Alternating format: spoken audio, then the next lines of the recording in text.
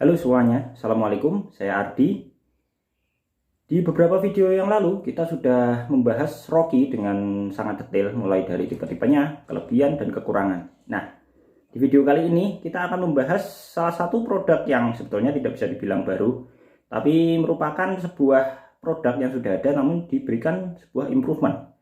Ya, ini Terios dan tentu saja RAS yang diberikan improvement berupa fitur Eco Idle. Seperti apa fitur-fitur tersebut, lalu apa sajakah manfaat ataupun penggunaannya, adakah plus minusnya, kita bahas secara lengkap di video ini. Simak video ini sampai habis.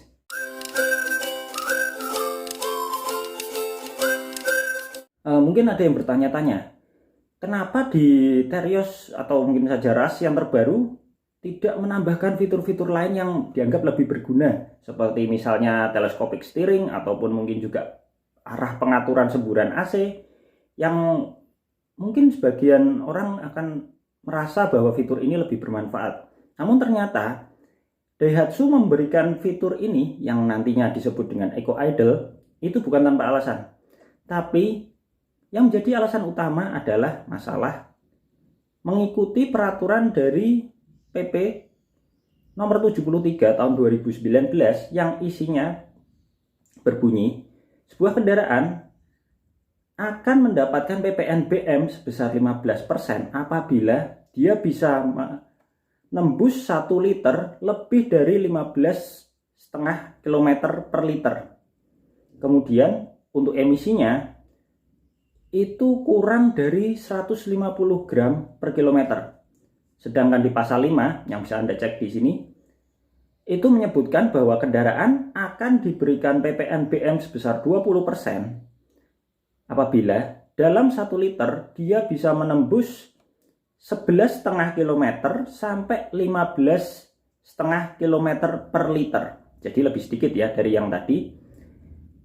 Dan memiliki emisi CO2 di antara 150 sampai 200 gram per kilometer. Nah, dari situ kita bisa simpulkan bahwa ternyata Daihatsu dan Toyota memberikan fitur ini untuk mengejar penambahan PPNBM di masa depan. Oke, sebagai gambaran, saya akan memberikan skema bagaimana harga Terios apabila PPNBM-nya itu 0%. Ya, dengan 0%, dia bisa dijual dengan harga 200 juta dengan OTR DKI. Kemudian untuk PPNBM 10%, dia dijual dengan harga 214 juta. Sedangkan dengan harga 15%, dia dijual dengan harga 220 juta. Yang berarti sudah hampir ya mendekati Terios yang level-level sudah menengah. Lalu apabila sampai dia dikenai pajak 20%, itu harganya akan sangat tinggi sekali untuk ukuran Terios tipe X yang paling rendah. Sedangkan pada saat ini Terios diklaim dari Daihatsu itu bisa menempuh 1 km, maksud saya 1 liter bisa menembus antara 10 sampai 12 km per liter. Yang tentu saja ini akan mendapatkan PPNBM 20% dan itu tentu saja akan membuat sangat mahal.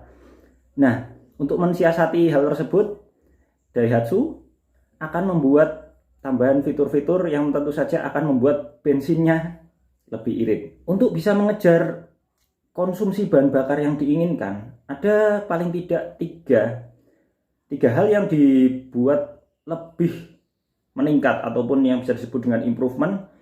Yakni yang pertama adalah satu, fitur Eco Idle-nya, yang kedua adalah ban-nya yang pasti nanti akan dimodifikasi, yang ketiga juga transmisinya, terutama khusus untuk Matic. Oke, kita bahas satu persatu. Ya, seperti yang kita ketahui bahwa Terios yang baru ini akan dilengkapi dengan fitur Eco Idle yang mungkin bagi teman-teman yang sudah sering mengendarai motor Matic itu seperti fitur yang akan mematikan mesin ketika berada di lampu merah atau mungkin dengan saat kemacetan, yang intinya berfungsi sebagai penghemat bahan bakar, dan tentu saja untuk membuat gas buang menjadi lebih sedikit.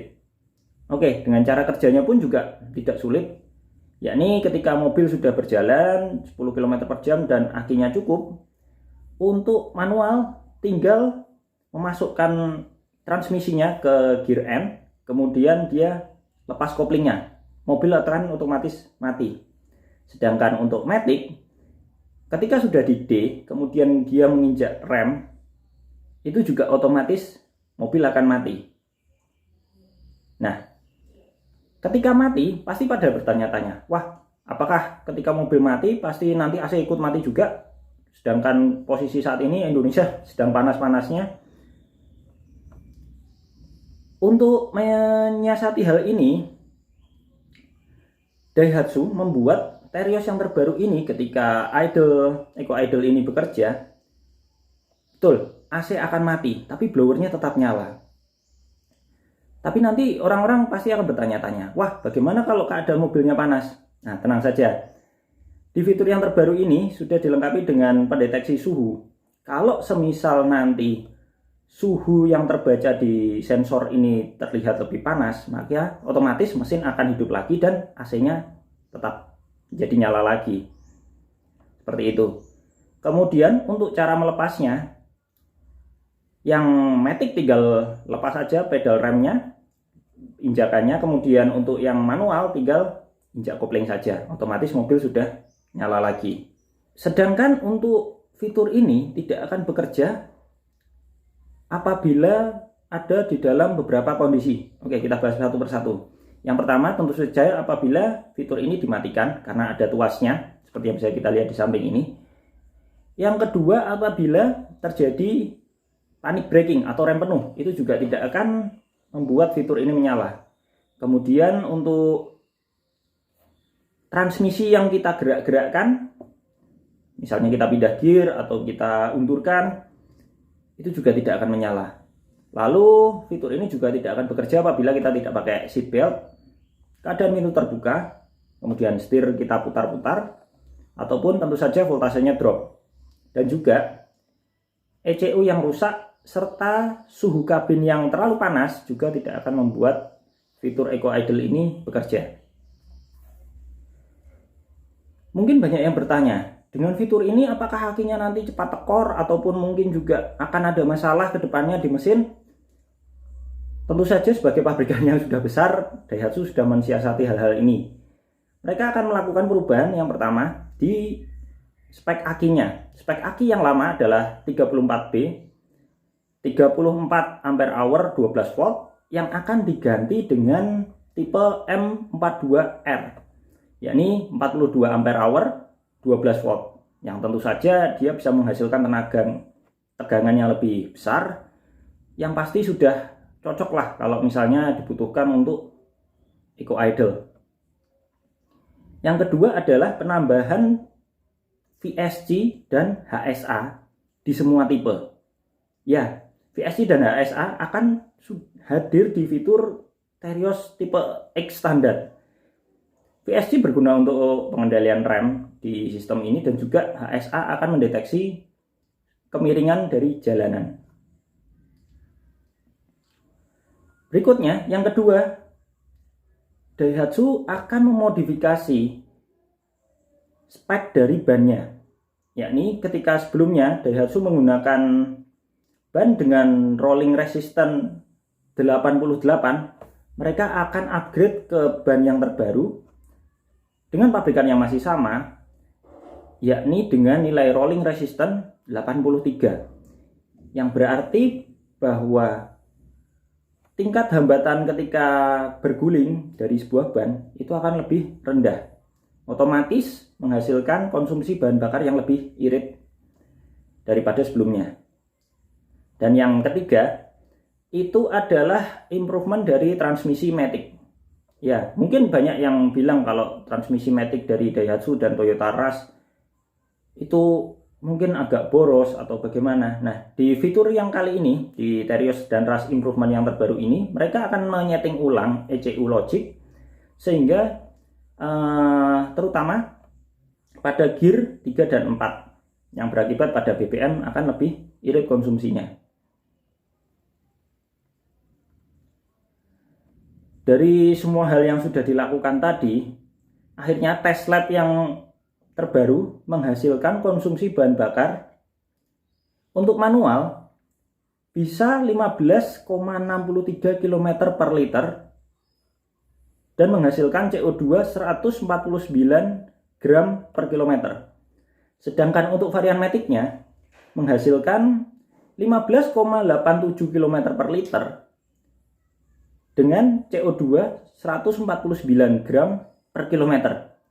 Hasil ini cukup baik karena membuat Toyota Rush dan Daihatsu Terios itu lolos dengan peraturan pemerintah yang terbaru sehingga mereka bisa menikmati PPNBM 15% dan artinya harganya juga tidak akan banyak bertambah. Sebagai penutup, mungkin paparan saya tadi bisa menjawab dari kaum mendang-mending yang di internet sering menyebutkan kenapa tidak ditambahkan fitur A, kenapa tidak ditambahkan fitur B, kenapa tidak ditambahkan fitur yang lain-lain, tapi malah ditambahkan fitur Eco Idle yang mungkin dirasa kurang cocok seperti itu karena akan membuat kabin menjadi lebih panas. Ya, kita semua tahu bahwa Astra Daihatsu Motor menambahkan fitur ini bukan tanpa alasan, tapi sebuah alasan yang menurut saya sangat layak untuk dijadikan sebuah basic untuk menambahkan fitur, yakni untuk menghemat bahan bakar dan juga membuat emisi lebih rendah. Yang kedua, meskipun dengan fitur secanggih ini, pilihan tetap ada di penggunanya, apakah mau dipakai ataupun tidak, karena fitur ini tetap bisa dimatikan ataupun dihidupkan. Sekiranya Anda peduli dengan bahan bakar, kehematan, ataupun juga dengan lingkungan, silakan aktifkan. Kalau Anda merasa bahwa fitur ini akan mungkin sedikit mengganggu apabila berada di kemacetan panjang, ya silakan dimatikan. Karena bagaimanapun juga Anda yang mempunyai kuasa untuk menghidupkan atau mematikan fitur tersebut. Oke, sekian video dari saya. Semua ini hanya opini pribadi saya. Saya mohon maaf apabila terdapat kesalahan dalam penyebutan data-data ataupun kata-kata saya. Jumpa lagi di video saya selanjutnya. Terima kasih sudah menonton. Assalamualaikum warahmatullahi wabarakatuh.